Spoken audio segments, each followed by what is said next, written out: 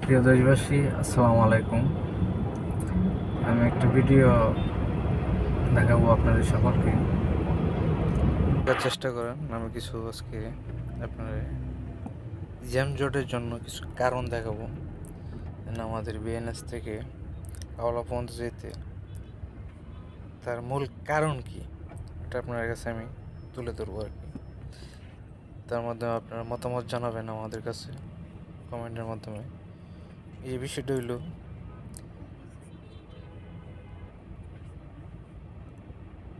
এখানে দেখেন 5-6টা ল্যান্ড গাড়ির। এখানে এসে কি হয়, 3 লেনে সীমাবদ্ধ হয়ে যায়। অনেক গতি নিয়ে সকল গাড়িগুলো নিয়ে আসে। গাজীপুর মুখী গাড়ি যেগুলো আসে গাজীপুর থেকে মহাখালীমুখী অথবা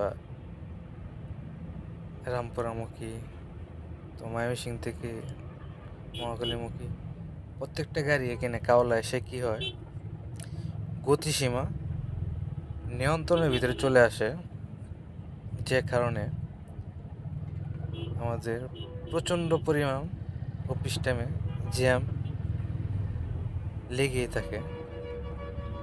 এই কাওলা থেকে বিএনএস পর্যন্ত মোটামুটি জ্যাম থাকে প্রতিদিন।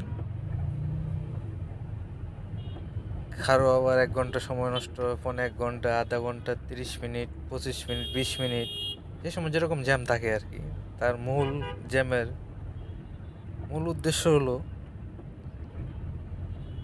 4-5 লেনের গাড়ি এই যে এখানে এসে 4-5 না, 6-7 লেন আর কি হয় আর কি গাড়ি, 6-7 লেনের গাড়ি এখানে এসে এই যে ফুটওভার ব্রিজটা দেখছেন, এখানে 3 লেনে সীমাবদ্ধ হয়ে যায়। এক হলো ফুটওভার ব্রিজ আর এক হলো ইউটার বানাইছে, যে কারণে রাস্তাটা চিপা হয়ে গেছে। গাড়ি গতি তার নিজস্ব গতিতে চলতে পারে না, এখানে এসে সীমাবদ্ধ হয়ে যায় আর কি।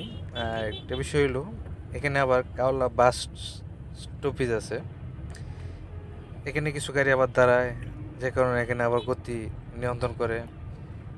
বিশেষ করে আবার কাওলা থেকে কিছু গাড়ি বাইরে, এই যে বাম পাশে কাওলা যাওয়ার রাস্তা, এখান থেকে আবার কিছু গাড়ি বাইরে মেন রোডে, আবার এটা আবার গতি নিয়ন্ত্রণ করে মেন রোডে রানিং গাড়িকে। আর সবচেয়ে বড় কথা হলো, এই যে আমার ডাইন পাশে দেখেন এলিভেটেড এসপিও, এই এসপিওটা যদি আপনি মিল গেট পর্যন্ত নেওয়া যেত তাহলে কেমন হইতো? আপনি একটু প্রকাশ করেন তো, মত প্রকাশ করেন আমার কাছে। এই এলিভেটেড এসপিও যদি আমাদের কাওলা না এসে দিয়ে এটা যদি মিল গেট পর্যন্ত নিয়ে মনে করেন আপনার বিআইটি প্রকল্পের সাথে লাগানো যেত, তাহলে মনে হয় আমার জ্যামজটটা কমে আসতে।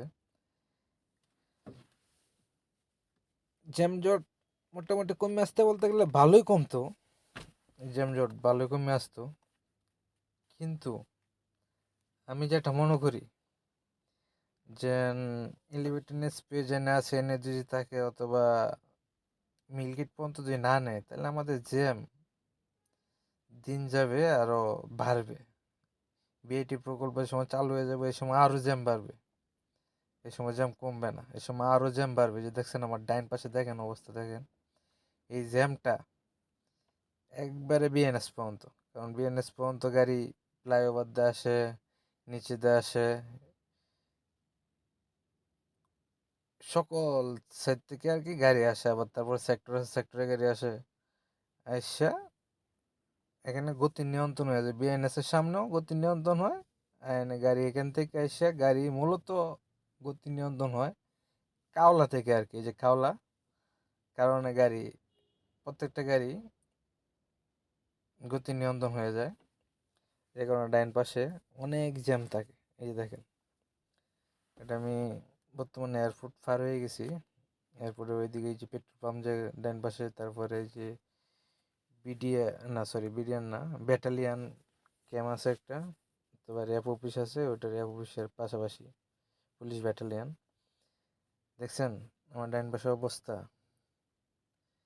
আপনারা কি মনে করেন? আমি তো কই যেন এলিভেটেড এসপিও দিছি এটা যারা পরিকল্পনা করছে অথবা যে কোম্পানির মাধ্যমে চুক্তিবদ্ধ হয়েছে, এই কোম্পানির সাথে আবার চুক্তিবদ্ধ করে এটা মিলগেট পর্যন্ত নিয়ে যাক। মিলগেট পর্যন্ত নিয়ে বিআইটি যে প্রকল্প, এই যে যে ফ্লাইওভারটা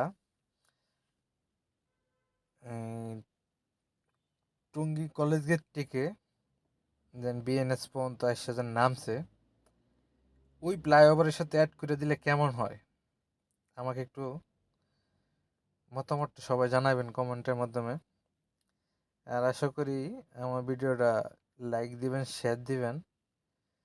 যারা দায়িত্বশীল ব্যক্তিরা আছে এখন বর্তমানে, তাদের চোখে যেন এটা পড়ে,